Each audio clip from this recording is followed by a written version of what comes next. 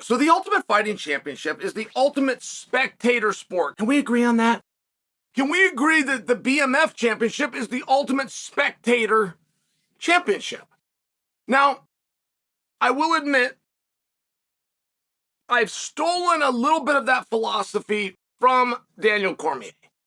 And Daniel was quick to point out the guys who have fought for the BMF belt, but also the guys that qualify to be in the category of BMF, right? So what Daniel's point was, is that when you have and in this case, I'm talking about Max right now, so I'm going to talk about Topuria and talk about the featherweight championship. When you have a featherweight championship, which is explicitly the weight class followed by championship, by example, the BMF does not fall into that.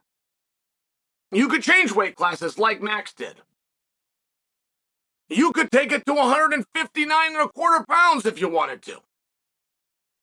There's not a specific rule. Oh, by the way, you don't have to take guys that have a 95+ % win-loss record. You can take some rough and tumble Cub Swanson is one of the ultimate BMFs in the entire organization. I don't know what his record is. I don't know what Conor's record is. I don't know what either Diaz's record is, right? I mean, you understand the difference, right? And while Jon Jones is a BMF, he's not going to be fighting for the BMF. But do we understand? I bring that to you because I feel as though the BMF in many ways has outgrown what it was intended to do.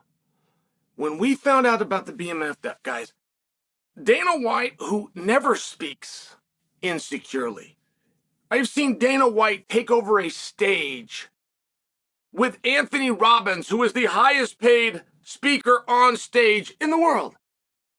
And Dana was very humble when he talked about presenting the idea of a BMF in the war room. So on Tuesdays at 9 a.m., Dana, Hunter, Mick, and Sean go into a room. It's called the War Room. And Dana presented this idea, and he says that when he presented the BMF idea, he was expecting, this was supposed to be like, they were throwing things at the wall. Dana was going to kick off a brainstorming session. He knew they weren't going to do that. But he was going to present it to get flowing in this type of direction. They ate it up. So then, after he used that as his focus group and he took that to the public, it went insane.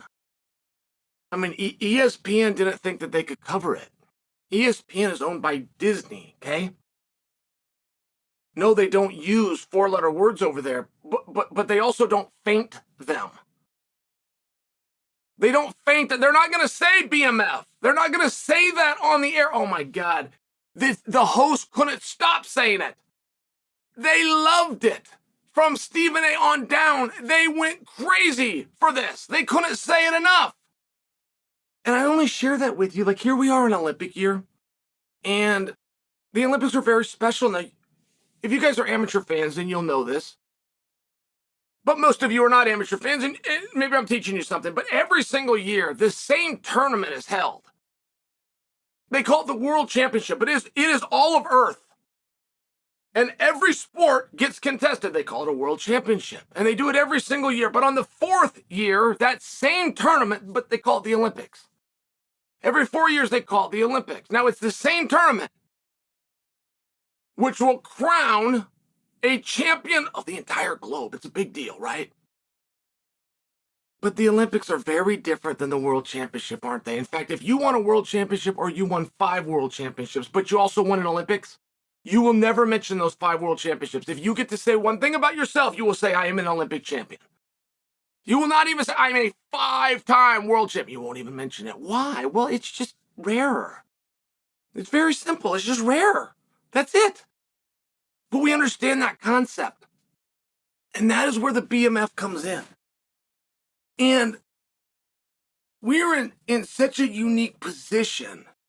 See, George Masvidal was such an awesome... I'm mad at George. By the way, I'm going to whip George's ass. But I got to tell the story the way that it happened. And George Masvidal was such a great representative. He was an advocate for his belt. He took it everywhere he went. He lost a fight, but he didn't put the belt up. He wasn't ashamed at all. He brought the belt. And he should have. And he put that belt over, and he built it up. And he let us know what it was about. Even when he got into the cage and had to put that on Gaethje, and Gaethje and Masvidal had their own beef at that time, but it was the right thing. And he passed that torch. And when he passed it to Gaethje, Gaethje did not have the same respect for it as George did. He didn't. Gaethje never talked about it. He never talked about defending it. He didn't have an honor. He didn't have a huge pride in it. He was laser focused on the 55-pound title.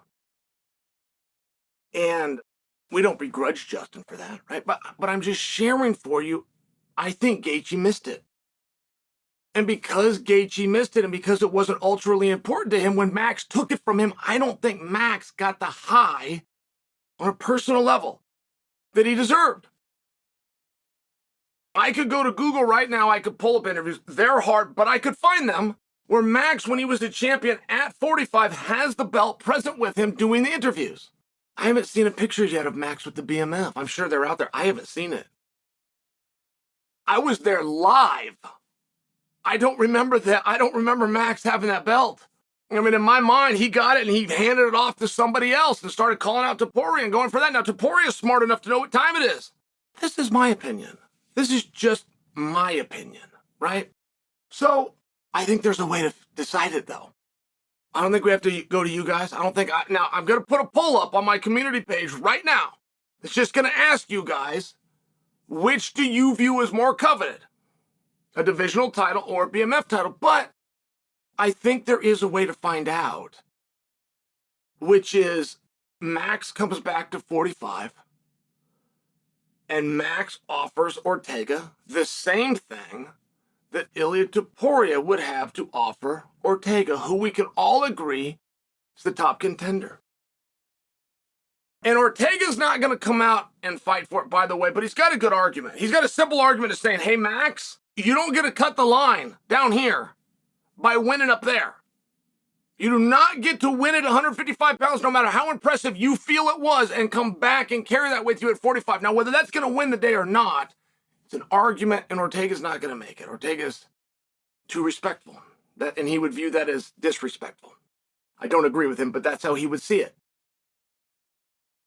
If Max comes back to 45 and says, I'm going to put the belt up, Topuria's at 45, he has to put the belt up, and we turn it to Ortega. Ortega could single-handedly close the book on this argument by letting us know which belt he's choosing to contest. And in many ways, for what the BMF represents, of which Ortega qualifies in spades, Ilia Topuria does not, because Ilia Topuria is undefeated.